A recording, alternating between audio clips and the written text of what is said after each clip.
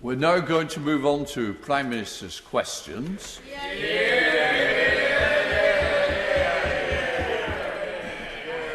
Now I know why you've been in Lincolnshire. Right, let us start with question 1. Jamie Stone to the Prime Minister.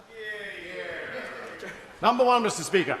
Prime Minister. Mr. Speaker, this morning I had meetings with ministerial colleagues and others in addition to my duties in this House. I shall have further such meetings later today. Jamie Stone. Thank you, Mr. Speaker. Clearly, the unanimous decision by Highland Council planning to grant consent for the UK's vertical space takeoff in Sutherland is extremely good news. I hope that the Prime Minister agrees with me that this would be extremely good for the local economy of the Highlands, but also would provide a huge opportunity for the UK economy in terms of the international satellite market. Prime Minister. I absolutely, and I congratulate Launch UK on what they are doing, and as he rightly says, it will create 250 full-time jobs, 130 at the facility in Forres, and I'm no doubt launch the UK on a path to ever greater presence in the global satellite market. Lee Rowley. Thank you, Mr. Speaker. Yesterday evening, the Prime Minister announced a series of changes that none of us ever wanted to see to keep the virus as low as possible, and residents are understandably concerned and anxious. Would the Prime Minister reassure us all and my constituents in North East Derbyshire that the primary focus of the government remains on protecting both lives and, just as importantly, livelihoods? Prime Minister. Yes, indeed, Mr. Speaker. My honourable friend can certainly reassure his constituents that our purpose and the purpose of the package that I think carried overwhelming support yesterday in this House is to continue to drive down that R number whilst keeping businesses open and keeping pupils in school. We now come to the Leader of the Opposition, Keir Starmer. Thank you, Mr. Speaker. 3 months ago today, the Prime Minister said, "Test and trace can be a real game changer for us." He was backed up by the Health Secretary, who said, "Finding where people who test positive are is the single most important thing that we can do to stop the spread of the virus." Yesterday, the Prime Minister said the complete opposite. Standing there, he said testing and tracing has very little or nothing to do with the spread or transmission of the disease. Both positions cannot be right. Which one is it, Prime Minister? Well, Mr. Speaker, it is an obvious fact of biology and epidemiology that, alas, this disease is transmitted by human contact or aerosol contact, but it is one of the great advantages of NHS test and trace, which we did not have working, alas, earlier in the pandemic. We simply didn't have it in the spring, and the result is that we now have the ability to see in granular detail where the epidemic is breaking out, exactly which groups are being infected. That's why we've been able to deliver the local lockdowns, and that's why we're able to tell now at this stage that it is necessary to take the decisive action that we are, and which I think he supports, or he did yesterday anyway, to drive the virus down, keep kids in school and keep our economy moving. That's the point, Mr. Speaker. Starmer. So why yesterday did the Prime Minister say that testing and tracing had very little or nothing to do with the spread or transmission of the disease? Mr. Speaker, I hesitate to reprove the right honourable gentleman for a flaw he seems sometimes to fall into is not listening to my previous answer. Mr. Speaker, I gave a very clear answer. The answer is it is and sadly it is an epidemiological fact that transmission of the virus takes place by a human contact from person to person. What test and trace enables us to do is to isolate the cases of the virus in ever greater detail, which we weren't able to do before, Mr. Speaker. And thanks to the efforts of NHS Test and Trace, many thousands of people, trainees, nurses, doctors, young people, members of the armed services, we're not only testing more capacity, testing more than any other country in Europe, but capacity today is at a record high. And I think you should pay tribute to their work. Keir Starmer. Mr. Speaker, I listened to the answer that the Prime Minister gave to the questions. That's why I asked him the question, because yesterday he said the complete opposite of what he said today. Everybody who was in the chamber, everybody who reads Hansard will see it. And he talks about testing. Mr. Speaker, can I remind the Prime Minister that last week, before the Liaison Committee, he admitted testing currently has huge problems. Dido Harding said we plainly don't have enough testing capacity. The Health Secretary said fixing testing would take weeks. Pretending there isn't a problem is part of the problem, Prime Minister. It's unclear, and let's test what the Prime Minister's explanation is. Is the explanation for the problems that we haven't got enough capacity? It says which problem? The problem that he acknowledged 1 week ago before the Liaison Committee. Mr. Speaker, is the explanation from the Prime Minister that we haven't got enough capacity because nobody could have expected the rise in demand? That's the Dido Harding defence.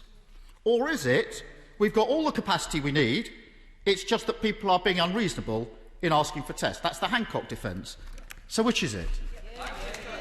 Mr. Speaker, I must say I think that the continual attacks by the opposition on Dido Harding in particular are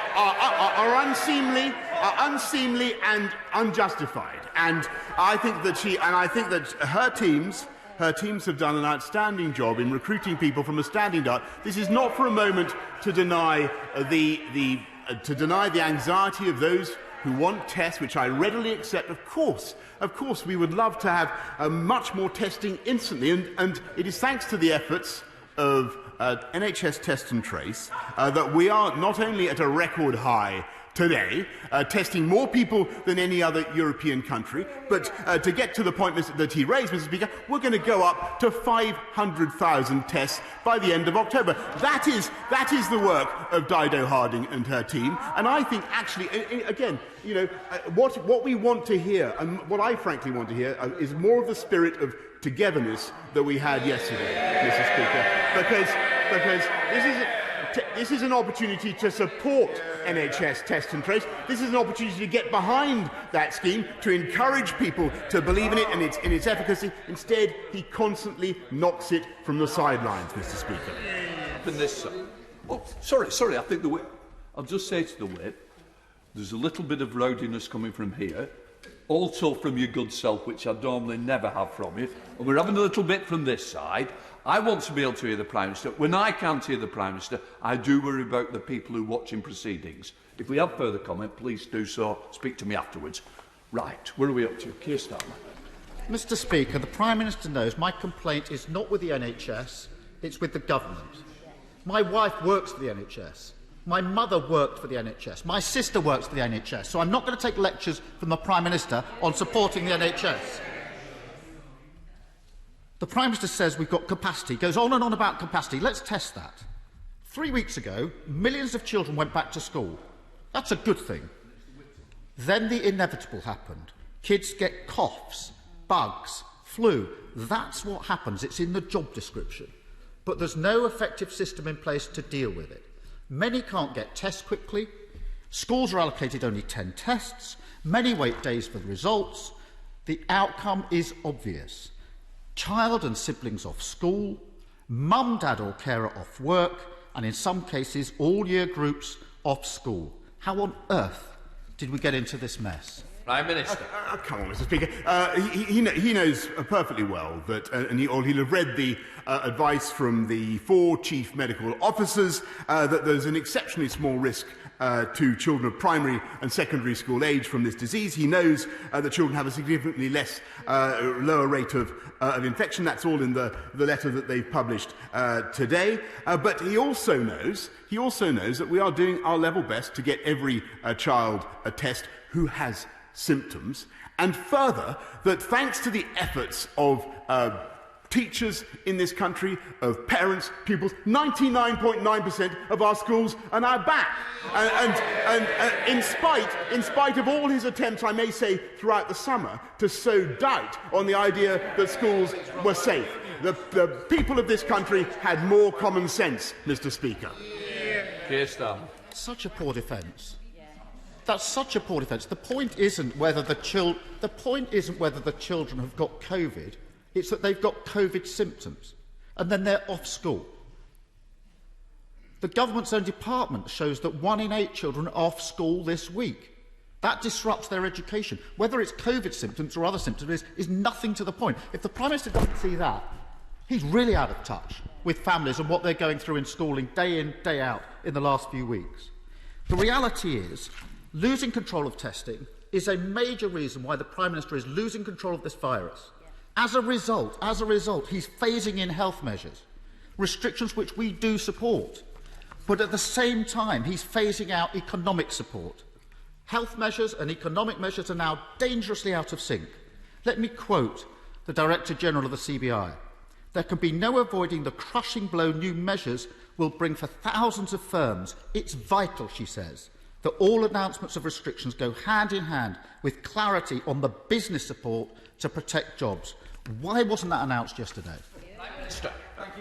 Mr. Speaker, let's be in absolutely no doubt that the work that this government has done to protect the economy of this country, to support the jobs of 12 million people through the furlough scheme, an overall expenditure of about £160 billion, has been unexampled anywhere else in the world. And I think he should pay tribute to the Chancellor and his work. And we will go forward with further creative and imaginative schemes to keep our economy moving. And that is the essence, Mr. Speaker, of the plan, of the proposals that he talks about. He supported them last night, or he supported them yesterday, Mr. Speaker. I hope he continues to support them. The essence of what we're saying, Mr. Speaker, is that we want to depress the virus, but keep pupils in school and keep our economy moving. And that is the single best thing we can do to support firms across the country. Keir Starmer.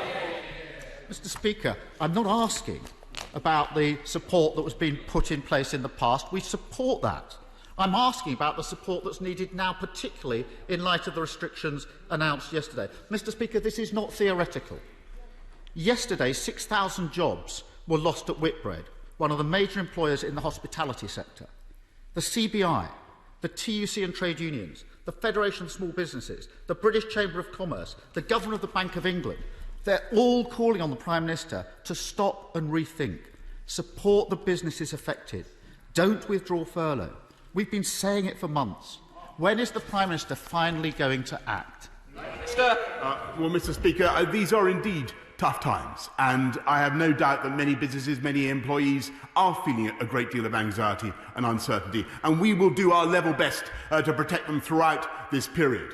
But we will get through this, Mr. Speaker, by precisely the methods that we have outlined and that were agreed upon in this House yesterday. And I may say, I think that the reality of the opposition position has been exposed. The cat's out of the bag, Mr. Speaker, because it was his shadow education secretary who said of the present crisis, she said, "Don't let a good crisis go to waste." That's the real approach of the Labour Party, Mr. Speaker, seeking to create political opportunity out of a crisis, out of the difficulties and dangers this country is going through, whilst we are taking the tough decisions. The tough decisions to get this virus down, Mr. Speaker, to keep our education system going and to keep our economy moving. He supported it yesterday. I hope he will, in a spirit of togetherness and unity, that he will continue to give it his support. Bradley.